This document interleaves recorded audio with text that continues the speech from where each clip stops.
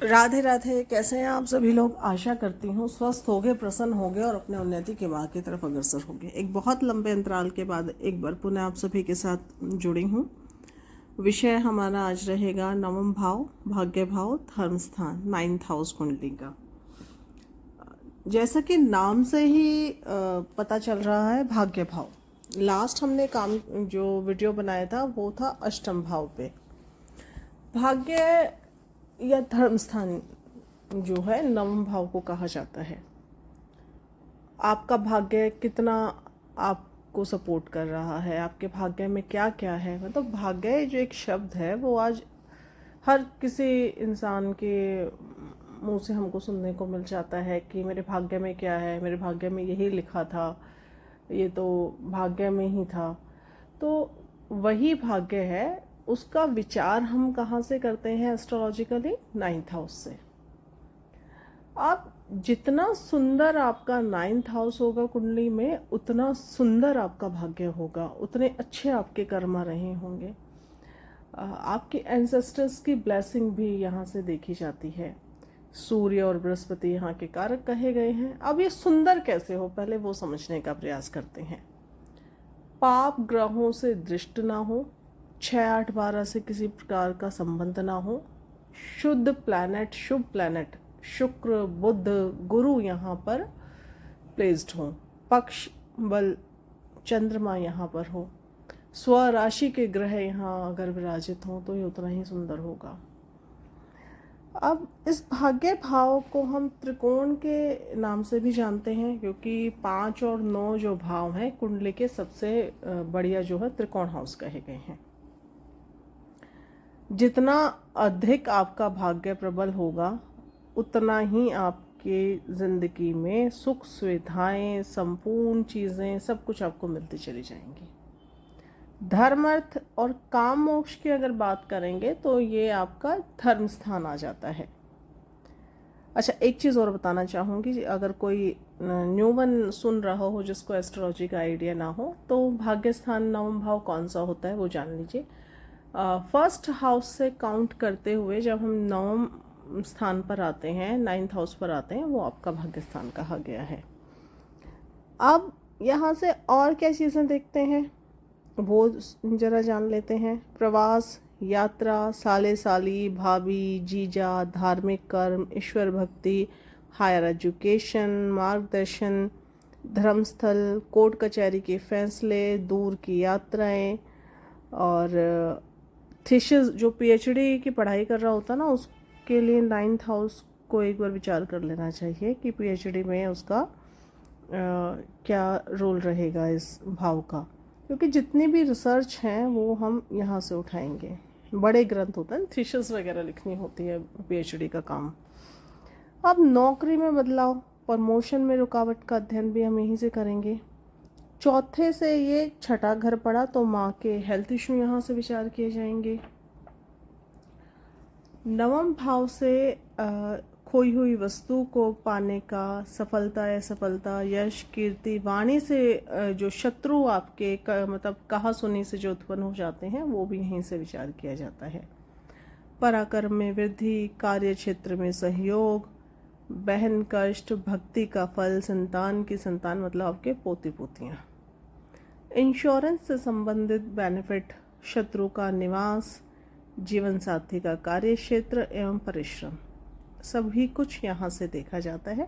ये तो हुआ जर्नली हम जो है उत्तर कालामृत के जो कारक तत्व हैं वहाँ से लेकर इन सभी चीज़ों का विचार कर सकते हैं कि उत्तर कालामृत में प्रत्येक भाव के बहुत सारे कारक दिए गए हैं। जर्नली जो दिव्य शक्ति है, मंत्र साधना है, वो यहाँ से विचार की जाती है। आपकी मानसिक शक्ति यहाँ से देखते हैं, तर्क शक्ति, भविष्य देखने की योग्यता, ये सब आप यहाँ से विचार कर सकते हैं।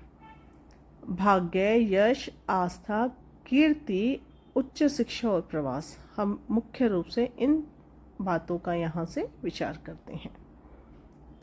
भाग्य का स्थान है तो जाहिर सी बात है बहुत महत्वपूर्ण पहलू है ये जो कुंडली का 9th हाउस है हमारा। सौभाग्य भी और दुर्भाग्य का संबंध भी बताता है आपको। भाग्य का मतलब क्या हुआ, पहले ये सोचिए कि भाग्य हुआ कि बिना कुछ प्रयास के स्वतः ही आपको कुछ मिल जाना। बैठे बिठाए किसी की लॉटरी लग जाती है, किसी ने लॉटरी में जुए में करोड़ों रुपए जीत जाता है, या किसी की फर्स्ट अटैम्प्ट में ही आईएएस आईपीएस बन जाता है, गवर्नमेंट जॉब में अच्छी जॉब मिल जाती है, बीटेक एमटेक करके बच्चा निकला, एक अच्छी सी जो कंपनी है एमएनसी है उसको हायर कर लेती है। तो ये सारी चीज़ें जो हैं आपके भाग्य से मिलती हैं, आपके संतति आपके भाग्य से मिलती है, आपके हस्बैंड, आपका जो स्पाउस है, ये सभी की सभी चीज़ों का विचार हम जो है भाग्य भाव से ही करते हैं। तो द्वितीय और चतुर्थ भाव से नवम भाव का अगर अति शुभ संबंध हो तो ये एक अच्छी खासी संपत्ति आपको दिखाता है, क्योंकि चौथा भाव जो है वो भी आपकी संपत्ति वगैरह के लिए विचार किया जाता है। द्वितीय भाव कुटुंब का, वाणी का है, धन का है, और फोर्थ हाउस आपके पारिवारिक सुख का है। अगर ये दोनों ही इससे किसी प्रकार से संबंध बना लें नाइन्थ हाउस से, तो काफ़ी सारी चीज़ें आपकी जीवन में सरलता ही आपको मिल जाती हैं।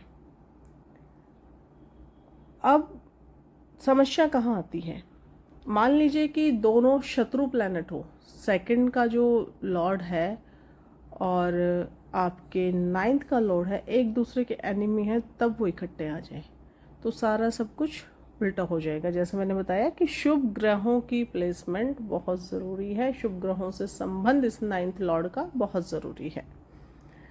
अगर किसी महिला जातक की पत्रिका में नाइन्थ भाव का स्वामी लगन में बैठ जाए तो वो बहुत अच्छी कुशल गृहिणी होती है, उसको सारे काम बड़े अच्छे से मैनेज करने आते हैं, परिवार को अच्छे से संभालती है, बच्चे को, पति को, घर को, मतलब अच्छा मैनेजमेंट होता है, कुशल गृहिणी जिसको कहा गया है, उसकी पत्रिका में आपको ये योग देखने को मिलेगा।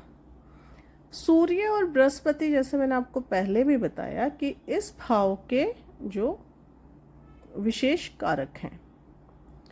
काल पुरुष की कुंडली की बात करें तो नवम भाव में कौन सी राशि आएगी आपकी, धनु।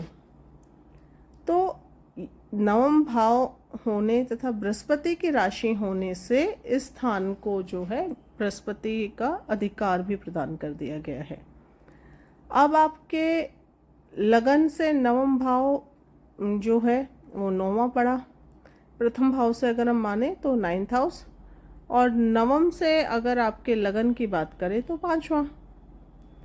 नवम भाव से सप्तम भाव आपका 11वां पड़ा। तो इसी प्रकार हम बाकी ग्रहों के बारे में, बाकी भाव के बारे में जो है फलित करते समय विचार करते हैं कि नाइन्थ हाउस से हमारा अष्टम 12वां होता है, तो भाग्य का व्यय कौन करेगा, अष्टम स्थान करेगा आपके, है ना। तो ऐसे करके हम इन सब का फलादेश करते हैं। आज हम बात करेंगे कि जब इस नाइन्थ हाउस के स्वामी का अलग अलग घरों से संबंध बने, अलग अलग भावों से संबंध बने, तो आपकी पत्रिका में ये क्या आपको देके जाता है। सबसे पहले बात करते हैं हम नाइन्थ भाव का स्वामी यदि आपके लगन में बैठ जाए तो एक बहुत सुंदर राजयोग है केंद्र त्रिकोण का, पराशर जी के अनुसार भाग्यशाली होगा, धार्मिक होगा, आकर्षक होगा, शिक्षित और प्रसिद्ध व्यक्ति को बनाता है। और जैसा कि मैंने पहले कहा आपको, किसी महिला की पत्रिका में अगर नवमेश जाकर लगन में बैठे तो वो एक अच्छी गृहिणी, योग्य गृहिणी उसको बना देता है। नवमेश लगन के साथ हो तो जातक के पास सभी प्रकार की संपत्तियां, सुख, वैभव, धन, अधिकार सब कुछ होंगे उसके पास। अपनी संपत्ति तो होगी, लेकिन उसको पैतृक संपत्ति की भी प्राप्ति होती है, शक्तिशाली होता है ऐसा जातक। अगर यही निर्बली हो अथवा आपके D9 में जाकर 6, 8, 12 भाव में हो जाए, पाप ग्रहों से संबंध हो जाए किसी प्रकार का, तो दरिद्रता देता है।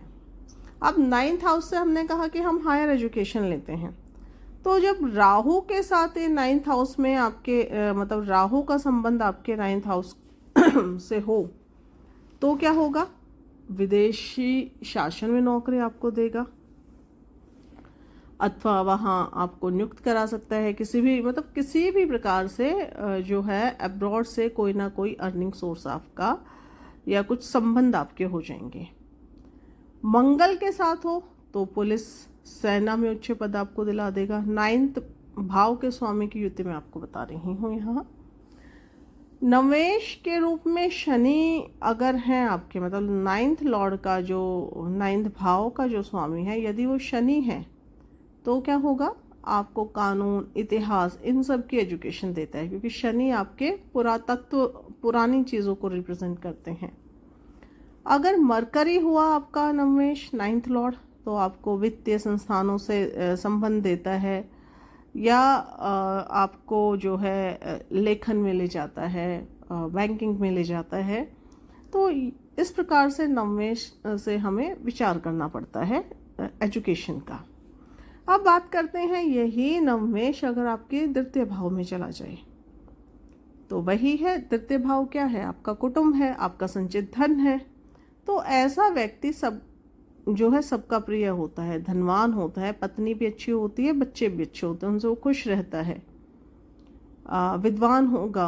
और द्वितीयेश के साथ है तो जो मतलब 9th लॉर्ड अगर जाके 2nd हाउस में है या उसके साथ युति में है तो वो विचार कीजिए पत्रिका में कि व्यवसाय, जो पारिवारिक व्यवसाय है, उससे उस व्यक्ति को अधिक सुख सुविधाएं और धन संपत्ति मिलती है, अच्छा भोजन मिलता है, क्योंकि 2nd भाव हमारे भोजन का भी है और संचित धन का भी है, परिवार का भी है। तो कहीं ना कहीं कुटुंब की कोई भूमिका आ जाती है आपकी चार्ट में। अभी अगर यही द्वितीयेश जो है यही नवेश अगर अशुभ ग्रहों के साथ हो तो धन की हानि, कानूनी विवाद, और द्वितीयेश और अष्टमेश का कंजक्शन हो जाए, युति हो जाए, तो भाग्य का व्यय अष्टम, ठीक है। और 9th जो 2nd लॉर्ड है और अष्टमेश है तो आपको क्या देगा, कलंक देगा, अपमान देगा। द्वितीय भाव को ना मारक भाव भी कहा गया है। तो ये एज फैक्टर से भी अगर हम देखें तो ये कॉम्बिनेशन जो है खराब है कहा गया है। देखिए मैं अभी मतलब आपको बताते बताते जो जो दिमाग में आता जा रहा है वो आप सभी के साथ शेयर कर रही हूँ। यदि कहीं कोई डाउट हो, कुछ समझ ना आए तो आप मुझे जो है चैट कर मतलब मैसेज कर सकते हैं, और जैसे ही समय मिलेगा मैं आपको आंसर दूँगी या आपका जो जवाब है, जो आपकी शंका है, उसका समाधान करूँगी। अब बात करें, अब तीसरा घर कहाँ है आपका, 3rd हाउस जो है उसमें जाकर जो नवम भाव का अधिपति बैठ गया, तो वहाँ से कहाँ देख रहा है, अपने भाग्य को, अपने स्थान को देख रहा है, नवम भाव को 3rd में बैठ के सप्तम दृष्टि से। तो उसने भाग्य को बहुत प्रबल बना दिया। पराशर जी कहते हैं कि जो ग्रह कहीं से भी बैठकर अपने भाव को देखेगा तो उसको बहुत मजबूत और स्ट्रांग बना देगा। बली है तो व्यक्ति जो धार्मिक आकर्षक व्यक्तित्व होगा, भाइयों से प्रसन्न होगा, धनवान होगा, और भाई भी उसके जो है समृद्ध होते हैं, अच्छे जीवन शैली जीने वाले होते हैं, धन संपत्ति वाले होते हैं। जातक के जो रुझान है वो धार्मिकता और आध्यात्मिकता के लेख लिखने पर होता है। संगीत, वाद्य, विदेश यात्रा, तीर्थ यात्रा, ये सब उसको कराता है। शनि के साथ हो तो विदेश में भूमि और विदेशियों के अंतर्गत नौकरी। शनि को जो है मलेच्छय भी जो हमारे प्राचीन ग्रंथों में कहा गया, मतलब मलेच्छय मीन्स दूसरी जाति के लोग। राहु के लिए भी हम विदेशियों का प्रयोग करते हैं। यदि D9 में 6, 8, 12 में हो तो आपको जो परिणाम है जो मैंने आपको बताए वो ज़्यादा अच्छे नहीं होंगे। देखिए सीधा सीधा है, 6, 8, 12 में जब भी आपका कोई स्वामी जाके बैठ जाता है D9 में किसी भी भाव का, तो आपके रिजल्ट्स जो हैं अच्छे नहीं होते हैं। अगर लग्नेश ही 6, 8, 12 में चला जाए, छठे में बेचारा लग्नेश के मान लीजिए आपको बहुत अच्छी स्थिति दिख रही है लगन चार्ट में, लेकिन D9 में वो छठे में चला गया तो बेचारा सारा उम्र शत्रुओं से जूझता रहेगा। अगर शत्रु नहीं होंगे तो बीमारियों से, बीमारियां नहीं होंगी तो कर्ज से। तो इस प्रकार से हम विचार करेंगे। अष्टम में गया तो सडन कुछ ना कुछ चेंजेस होते रहेंगे। 12th में गया कॉन्फिडेंस की कमी, हॉस्पिटल खर्चे, लड़ाई झगड़ा, कोर्ट कचहरी। तो इस प्रकार से जो फलित है इन बारीकियों के साथ किया जाता है। अच्छा लेखक नहीं होगा, उसको नवमेश की स्थिति 6-8-12 में उसको परेशानियों में डाल देती है। अब यही 4th हाउस में बली होकर आपके 9th लॉर्ड बैठ जाए तो दोबारा से आपका केंद्र त्रिकोण का रिलेशन हुआ राजयोग। सब कुछ आपके जीवन में इजीली, क्योंकि भाग्येश खुद जाकर सुख भाव में बैठ गए हैं। तो जहाँ भाग्येश बैठेगा उस भाव के फलों में तो वृद्धि होनी ही होनी है। और केंद्र का त्रिकोण का संबंध है तो सब कुछ बिन मांगे मोती मिल जाए, मांगे मिले न भीख वाली जो कहावत है वो यहाँ फिट होती है। माता के लिए ये बहुत शुभ होता है। मदर के लिए आपकी समृद्धशाली, मतलब धन संपत्ति वाली होंगी माता, एज अच्छी होगी। और जो व्यक्ति की कुंडली में ये कॉम्बिनेशन होगा वो भी अपनी माता का भक्त होगा, सुनता होगा अपनी माता की बातें, प्रसन्न होगा, शिक्षित होगा, मतलब सभी कुछ उसके पास होगा। अगर ये 4th लॉर्ड में 9th लॉर्ड अगर 4th हाउस में जाकर शुक्र के साथ हो तो आपके पास डिफरेंट टाइप ऑफ व्हीकल्स होंगे। आपको जो क्या बोलूँगी, शासन, मतलब जो भी गवर्नमेंट है उसकी ब्लेसिंग आपके पास होंगी, उसके सपोर्ट आपको मिलेगा। बुध के साथ हुआ तो वो व्यक्ति को किसी शिक्षा संस्थान का प्रमुख बना देता है। निर्बली हुआ, पीड़ित हुआ तो माता के लिए योग अच्छा नहीं। और राहु के साथ हुआ तो भी समस्याओं और परेशानियों का कारण होता है ये योग। अब बात करते हैं जब यही नवमेश आपके 5th हाउस में जाए तो क्या होगा। बली हुआ तो पुत्र, बड़ों के प्रति समर्पित होना, प्रखर, दानी, शिक्षित, वही धन वैभव सभी कुछ उसके पास होगा, क्योंकि 2 त्रिकोणों का रिलेशन बन गया, पंचम और नवम। ठीक है। पंचमेश के साथ अगर 9th लॉर्ड बैठे, विद्वान, पिता से आर्थिक सहयोग, हर प्रकार की सहायता उस पर्सन को अपने पिता से मिलते हैं, क्योंकि 9th हाउस से हम पिता का भी विचार करते हैं। प्रतिष्ठित होता है, प्रसिद्ध होता है, समृद्ध होता है, मतलब उसका जो जातक का पिता है वो भी काफ़ी नामचीन व्यक्ति होता है। ज्ञान उस व्यक्ति के पास अद्भुत, असीम, मतलब उसकी जो नॉलेज है अनबीटेबल होती है, क्योंकि विवेक है पंचम और उसी में 9th का स्वामी आके बैठ गया, हायर एजुकेशन। तो जितनी शिक्षा वो प्राप्त करना चाहेगा, जिस विषय में प्राप्त करना चाहेगा वो प्राप्त करेगा। साहित्य के लिए ये कॉम्बिनेशन बहुत अच्छा होता है। निर्बली हुआ तो सारे फल उल्टे हो जाएंगे, क्योंकि सारा खेल ही प्लैनेट की पावर पर निर्भर करता है। पिता या संतान के लिए परेशानियां, दुर्भाग्य, एजुकेशन में आपको रुकावटें फेस करनी पड़ेंगी। अब यही 9th लॉर्ड जाकर बैठा 6ठे भाव में। बली हुआ न्यायाधीश या न्याय करने वाला अधिकारी बना देगा, क्योंकि हम 6ठे से रोग, ऋण, शत्रु का विचार करते हैं। तो शत्रु कहाँ, जहाँ कानून हुआ। ठीक है। शुभ ग्रहों के साथ हो तो नौकरी से अच्छी आय वाला और अच्छे धन संपत्ति वाला व्यक्ति बनाता है। पिता की हेल्थ के लिए अच्छा होगा, कई सारे नौकर होंगे। यदि मंगल के साथ है तो पैतृक भू संपत्ति, बुध के साथ है ग्रंथों के प्रकाशन में अच्छा रहेगा। बृहस्पति के साथ हुआ तो एजुकेशन के द्वारा उसको धन संपत्ति मिलेगी।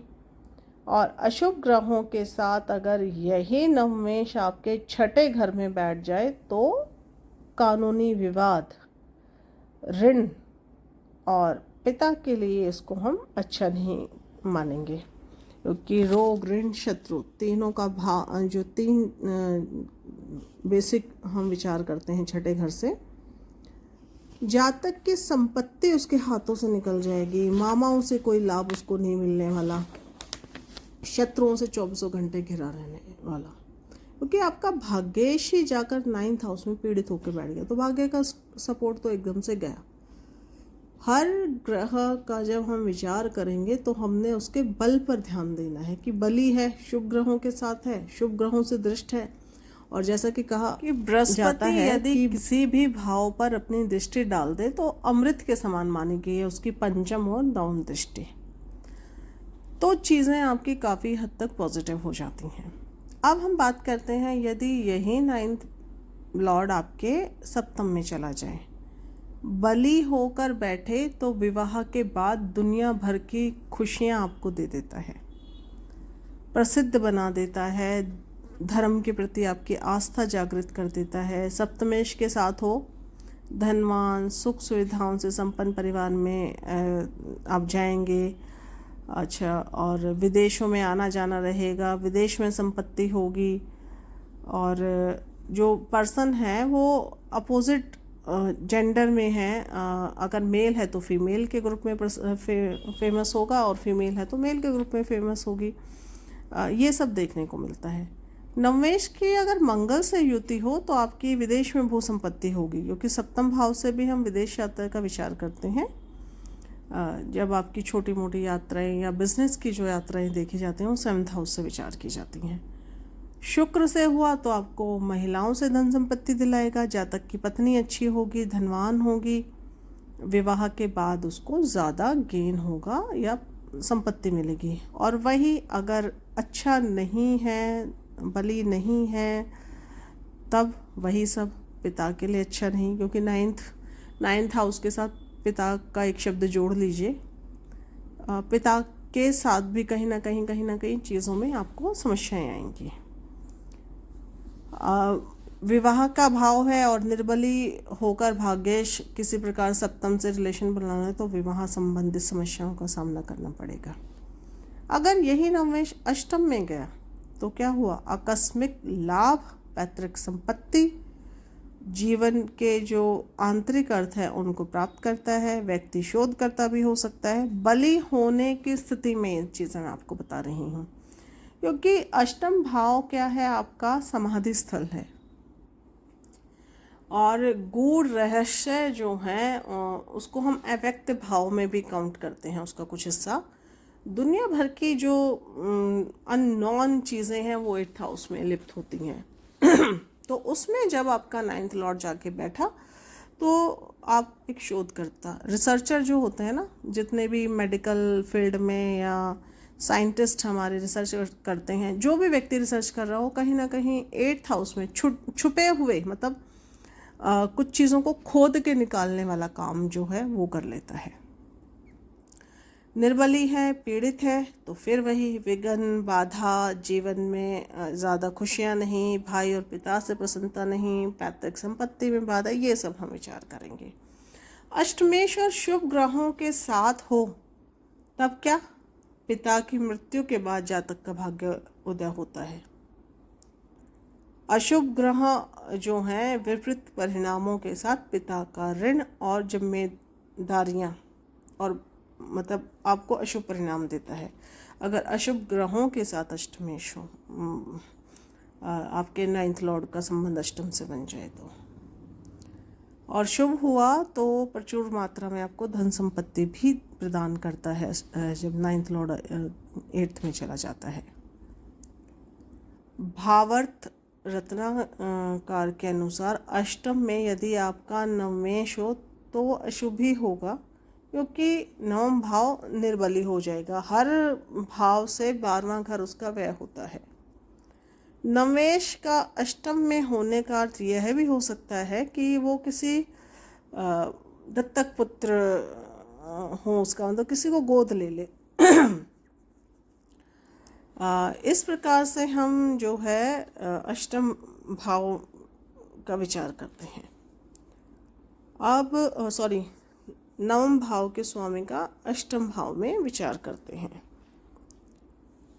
नवम भाव में है तो अपने घर में बैठा है, बहुत सुंदर योग है, अच्छा भाग्य, धर्म, सुंदरता, भाई बहनों से खुशियाँ, धनवान, सब कुछ, मतलब जितना कुछ आप सोच सकते हो वो सभी, नाना नानी के द्वारा पालन पोषण आदि, माता अच्छी होंगी, समृद्धशाली होंगी।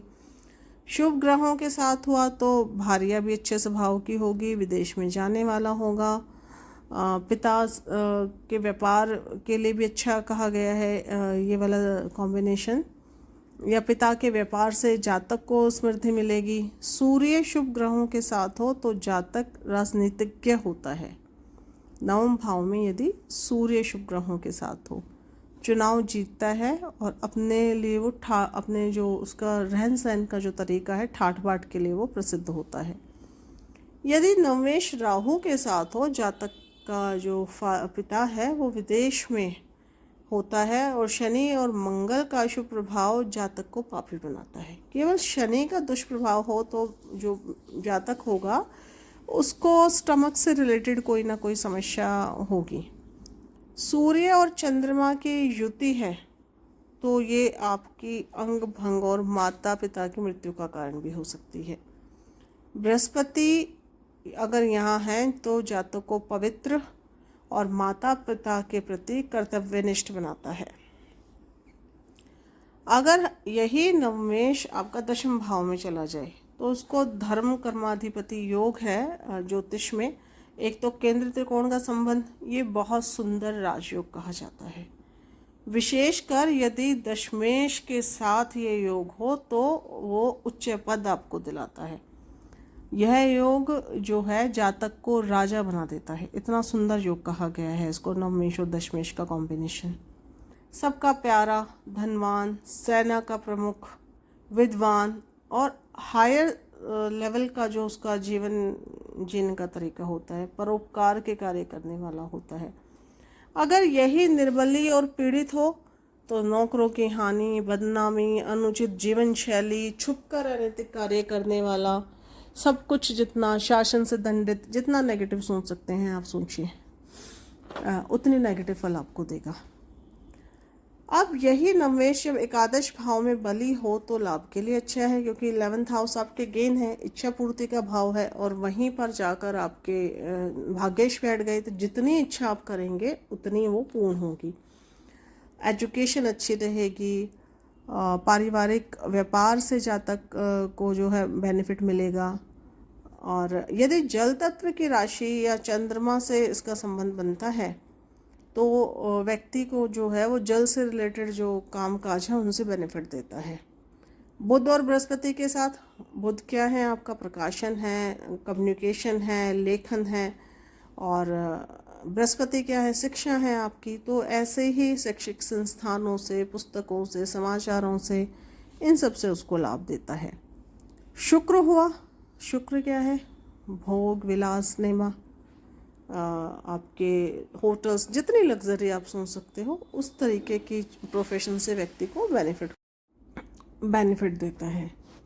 किस नेमा और आपके MNC, मॉडर्न कल्चर, सारा शुक्र ही है हमारा।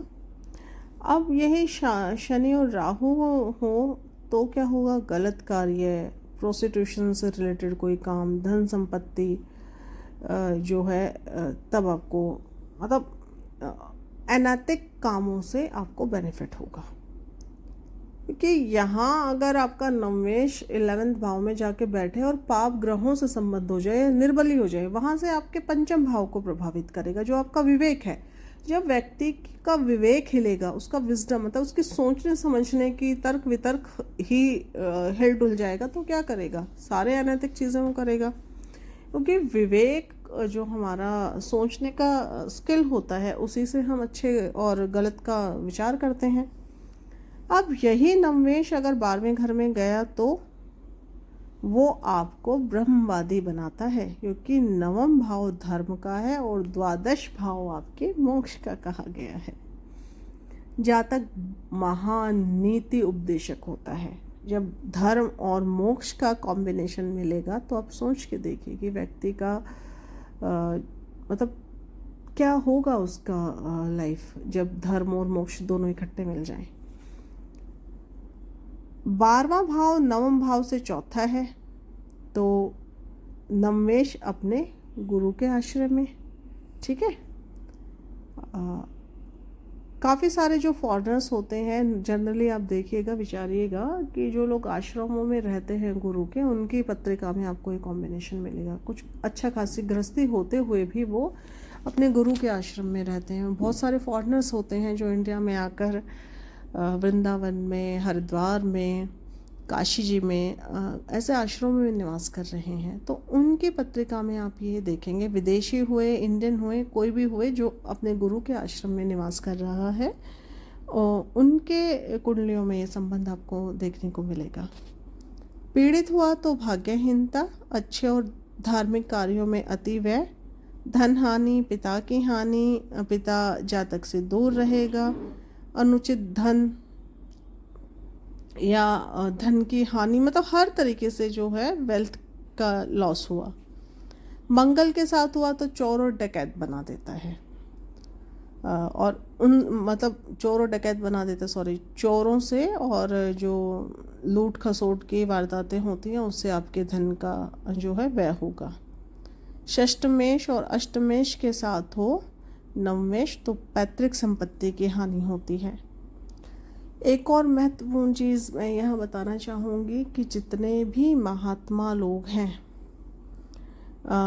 वो अपने शरीर का त्याग नवमेश अथवा द्वादशेश की अंतरदशा में करने के इच्छुक होते हैं, और ये श्री के.एन. राव जी का विचार है। उनका कहा गया है कि जितने भी संत महात्मा होते हैं वो नवमेश और द्वादशेश की जब अंतरदशा होती है तो अपने शरीर का त्याग।